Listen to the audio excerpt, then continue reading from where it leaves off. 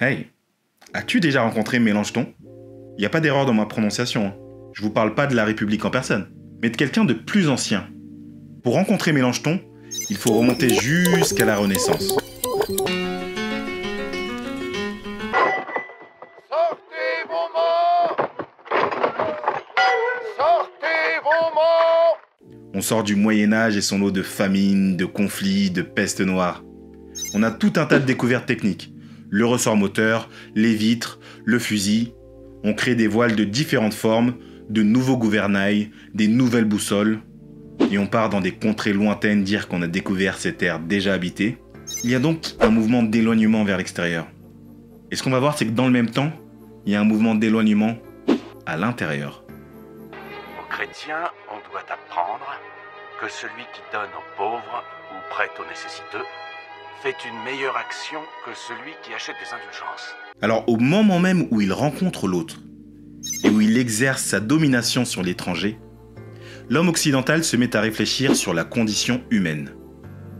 Le commerce des épices crée de l'inflation, et on se pose la question du lien entre l'argent et le bonheur. Ça crée des remous jusqu'au sein de l'Église. On a des pensées rebelles qui montent, notamment celle de Martin Luther. Pas le militant pour les droits civiques, hein, l'autre. Celui qui a écrit un pamphlet antisémite quelques années avant sa mort. Avant d'inspirer les nazis, Martin Luther a inspiré le protestantisme en publiant ses 95 thèses dans lesquelles il dénonce les travers de l'église catholique romaine. Alors vous allez me dire, ouais mais quel rapport avec la psychologie tout ça? Eh bien, Mélenchon, le type dont je parlais tout à l'heure, c'est un disciple de Luther. Et c'est aussi le mec qui a créé le mot psychologie. Dans cette période où on invente un objet tous les 4 matins, et on redécouvre des terres habitées avant le petit déjeuner, Mélenchon s'attelle à un commentaire du livre d'Aristote, de l'âme. Aristote, en dehors d'avoir le même nom débile qu'un gars de mon quartier, il a la particularité d'avoir cherché à définir ce qu'est l'âme. Il décrit 4 types d'âmes qu'il distingue selon la fonction qu'elles remplissent. L'âme végétative qui nous permet de nous nourrir, l'âme sensitive qui nous permet de percevoir et de sentir, l'âme motrice qui nous permet de nous mouvoir, et l'âme intellective qui nous permet de raisonner. Mais Mélenchon lui dit nique ça, hein. Votre pote Aristote là, il est bien gentil, mais il lui manquait quand même 2-3 notions d'anatomie.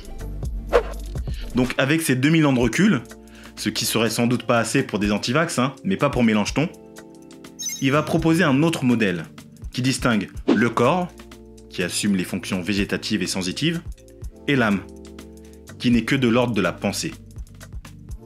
Et il va forger le terme de psychologie à partir du grec psyché, qui veut dire le souffle, l'âme, et logos, qui veut dire le raisonnement, le discours, et par extension, la science. Et voilà, elle est née la divine psychologie. Et son avènement ne se produit pas à n'importe quelle époque, hein, mais dans une période où on connaît un double mouvement d'éloignement externe et d'éloignement interne.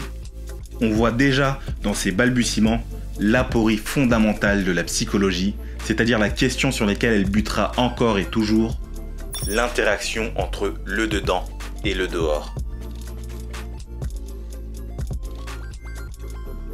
Voilà, c'était la première vidéo d'une longue série, et vous voyez qu'on commence à la Renaissance, donc il nous reste bien 5 siècles avant d'arriver jusqu'à nos jours. N'hésitez pas à faire tous les retours, que ce soit sur le fond ou sur la forme, et si vous voulez en savoir plus sur les tout débuts de la psychologie, je vous mets en description un lien vers un article de Paul Mangal à ce sujet. Je le connais pas le type, hein, mais bon, son article m'a bien servi, donc je lui donne ses props. Et quant à nous, on se dit à tantôt. Y a des gens qui parlent dans ma tête. Y a des gens qui parlent dans ma tête. Des gens qui parlent dans ma tête. Dans une spirale en visage à ma perte. Y a des gens qui parlent dans ma tête. Y a des gens qui parlent dans ma tête. Des gens qui parlent dans ma tête. Dans une spirale ambivalente, m'embrigade à mon visage à ma perte. Ma folie évolue dans la cohue bien connue de nos rues, voyez comme le pro.